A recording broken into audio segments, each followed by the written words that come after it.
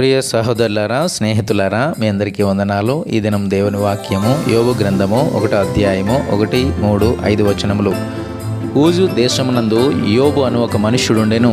అతడు యథార్థవంతుడను న్యాయవంతుడని దేవుని యందు భయభక్తులు కలిగి చెడుతనము విసర్జించినవాడు.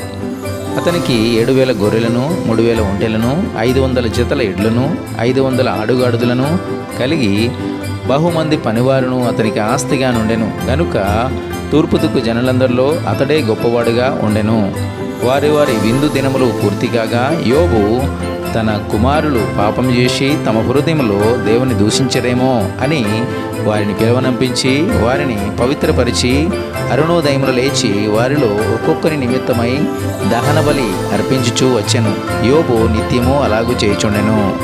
కాబట్టి ప్రియ సహోదరులారా, ఈ 3 వచనముల ద్వారా మనము యోబు యొక్క గొప్పతనము, భక్తి, ప్రార్థన విషయంలో తెలుసుకుందాం.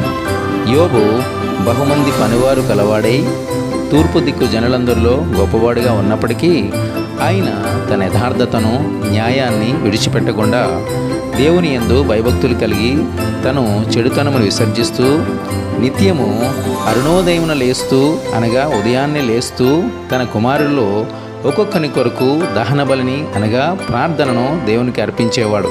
కాబట్టి ప్రియ సహోదరులారా, స్నేహితులారా, మనం కూడా మనకున్న ధనం, మనకున్న బలం, మనకున్న డబ్బు, మనకున్న ఆస్తి ఏది కూడా మన యథార్థతను, న్యాయాన్ని విడిచిపెట్టేదిగాను, చెడును అంగీకరించేదిగాను, నిత్యం దేవునికి మన కుటుంబాల కొరకు, సంఘాల కొరకు, దేశాల కొరకు, ప్రపంచాల కొరకు ప్రార్థించకుండా ఉండేవిగాను ఉండకూడదని ఆశిస్తూ దేవుడు ఈ వాక్యాన్ని మన వెనుకల్లో నెరవేర్చి చెడును విసర్జించేవారుగాను, ప్రార్థించేవారుగాను దేవుడు మనల్ని ఉంచునుగాక.